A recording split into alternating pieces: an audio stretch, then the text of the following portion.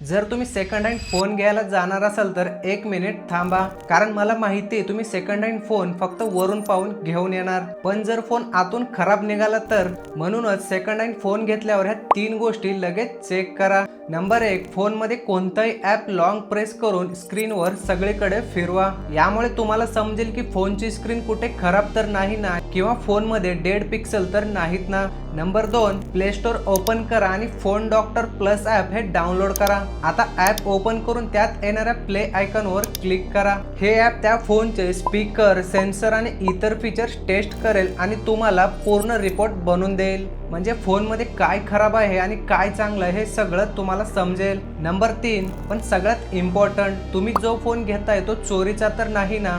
यापासून वाचण्यासाठी फोनची सेटिंग ओपन करा आणि अबाउट फोनमध्ये जाऊन IMEI नंबर कॉपी करा. आता क्रोम ओपन करून IMEI प्रो इन्फो सर्च करा आणि पहिली वेबसाईट ओपन करा. आता तिथे IMEI नंबर पेस्ट करा. जर तिथे क्लीन लिहिलेलं दिसत असेल तर तो फोन चोरीचा नाही, तुम्ही तो घेऊ शकता.